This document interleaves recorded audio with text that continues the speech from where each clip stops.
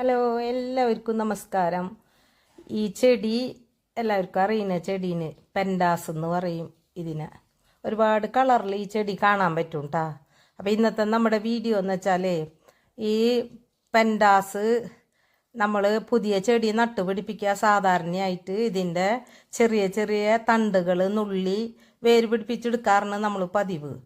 അപ്പം ഞാൻ ഒരു പുതിയൊരു കാര്യം കണ്ടെത്തി.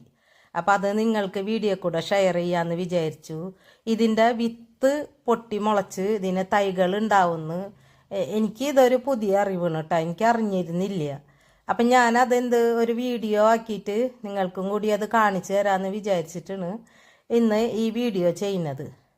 ഇതിൻ്റെ ചെറിയ ചെറിയ പൂ വന്നു പോയ കൊലകളുണ്ടല്ലോ, അതിൽ നിന്ന് വിത്തുകൾ പൊട്ടി വീണ് ഇതിൻ്റെ തൈകൾ ഒരുപാട് സ്ഥലത്ത് എൻ്റെ തോട്ടത്തിൽ മുളച്ച് നിൽക്കുന്നുണ്ട്. ഞാനത് കാണിച്ചു തരാം കേട്ടോ. മുളച്ച് നിൽക്കണത് എനിക്കത് കണ്ടിട്ട് അത്ഭുതമായി.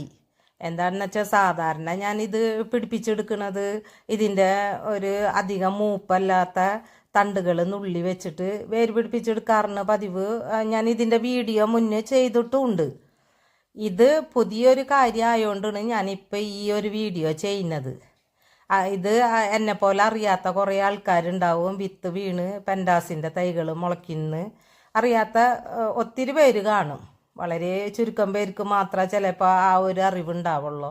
എനിക്ക് എന്തായാലും ഇതൊരു പുതിയ അറിവാണ്.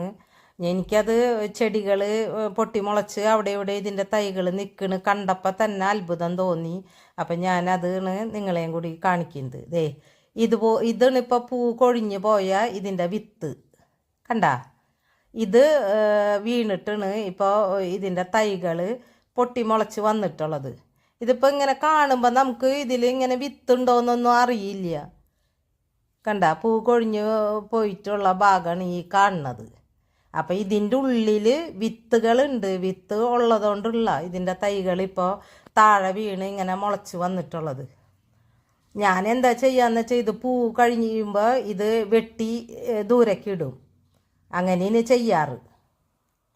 എൻ്റെ തോട്ടത്തിൽ താമര ഞാൻ കൃഷി നടത്തുന്നുണ്ട്. അതിൻ്റെ ഇടയിൽ മുളച്ച് നിൽക്കണത് പെൻഡാസിൻ്റെ തൈയിനൊന്നത് കണ്ട. താമരയുടെ ടബിൻ്റെ ഉള്ളിൽ അടുത്തത് ഇവിടെ നിൽക്കണ്. തോട്ടത്തിൽ കുറേ ഭാഗത്തായിട്ടാണ് ഇത് അവിടെ ഇവിടെയൊക്കെ പൊട്ടിമുളച്ച് നിൽക്കണ. വിത്ത് പൊട്ടിത്തെറിച്ച് പോയിട്ടേ ഇതുപോലെ പല സ്ഥലത്തായിട്ടാണ് അടുത്ത തൈ നിൽക്കണത്. എവിടെയെന്ന് നോക്കി സൈഡിലായിട്ട് മുളച്ച് വന്നിരിക്കുന്നു. നമ്മൾ ബോർഡർ പിടിപ്പിച്ച ഇൻ്റർലോക്ക് ചെയ്ത് ബോർഡർ പിടിപ്പിച്ചതിൻ്റെ ഇടയിൽ കൂടെ മുളച്ച് വന്നിരിക്കുന്നത്. ഇനിയും ഉണ്ട് കേട്ടോ, കുറേ സ്ഥലത്ത് ഇതുണ്ട്. ടൊറൈനിയയുടെ ഇടയിൽ ഒരു തൈ നിൽക്കണ് കണ്ട. ഇത് അടുത്ത തൈ ഒരു സ്ഥലത്ത് തന്നെയല്ല ഇത് മുളച്ചിട്ടുള്ളത്. കുറേ സ്ഥലത്തായിട്ട് തോട്ടത്തിൽ ഇത് മുളച്ച് വന്നിട്ടുണ്ട്. ഇതിൻ്റെ തൈകൾ ഒരുപാട് തൈകളുണ്ട്. അപ്പോൾ എനിക്ക് ഇതൊരു പുതിയ അറിവാണ്. എനിക്കിത് കണ്ടപ്പോൾ ഭയങ്കര അത്ഭുതമായി. ഞാനിത് ശ്രദ്ധിച്ചിട്ടുണ്ടായില്ല. അപ്പോൾ 2 ദിവസം മുന്നാണ് ഇത് ഞാൻ കണ്ടെത്തിയത്. ഒരു ചെടിമേലുണ്ട് ഇത് പൂ വിരിഞ്ഞ് നിൽക്കണം. അപ്പം ഞാൻ അടുത്ത് ചെന്ന് നോക്കിയപ്പോൾ ഇത് പെൻഡാസിൻ്റെ ചെടി. അപ്പോൾ അതിൻ്റെ അടുത്തടുത്തായിട്ടുണ്ട് ഇങ്ങനത്തെ ഒരുപാട് തൈകൾ ഇങ്ങനെ മുളച്ച് വന്ന് നിൽക്കണം. അപ്പം ഞാനിപ്പോൾ അതെല്ലാതും പറിച്ചെടുത്ത് ഇതൊരു ചെടിച്ചട്ടിയിൽ നമുക്ക് നല്ല ഭംഗിയിൽ നട്ടുപിടിപ്പിക്കാന്ന് വെച്ച് എല്ലാതും പറിച്ചെടുത്തു കേട്ടാ. കണ്ട എന്തോരം തയ്യാ കിട്ടിയെന്ന് നോക്കിയേ. ഒരുപാട് തയ്യുണ്ട് കിട്ടിയിട്ടുള്ളത്. ഇപ്പോൾ അടുത്ത തൈ നിൽക്കണ്. ഇതൊരു കുറച്ച് വലുതഞ്ഞീന്. അതിൽ പൂ വന്നിട്ടുണ്ടായിരുന്നു. അത് പിങ്കാണ്. അതിൽ പൂ വന്നപ്പോൾ ഞാനിത് ശ്രദ്ധിക്കാൻ തുടങ്ങിയത്. കണ്ട പൂവിൻ്റെ ഇത് കാണുന്നു. അത് പിങ്കായിരുന്നു അതിൽ വിരിഞ്ഞ പൂ. അടുത്തൊരെണ്ണം അതും കുറച്ച് വലിയ തയ്യിന്. അതൊരു ലെവൻഡർ കളറാണ്. അതിലും പൂ വന്നിട്ടുണ്ടായിരുന്നു.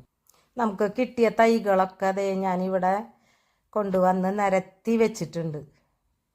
എത്ര തൈകളാണ് കിട്ടിയെന്ന് നോക്കിയാൽ. അല്ലെങ്കിൽ നമ്മളിത് തണ്ട് നുള്ളി പിടിപ്പിച്ച് ചിലപ്പോൾ ചീഞ്ഞു പോവും. എല്ലാതൊന്നും വേര് പിടിച്ച് കിട്ടാറില്ല. ഇങ്ങനെ തൈ മുളച്ച് കിട്ടുന്ന വെച്ചാൽ എത്ര നല്ലതാല്ലേ നമുക്ക് പിടിപ്പിക്കാനായിട്ട്. ചെടിച്ചട്ടിയൊക്കെ സെറ്റാക്കി മണ്ണും ചാണകപ്പൊടിയൊക്കെ ഇട്ട് റെഡിയാക്കി പറിച്ച് കൊണ്ടുവന്ന ചെടിയൊക്കെ ചെടിച്ചട്ടിയിൽ നട്ട് കൊടുത്തിട്ടുണ്ട്.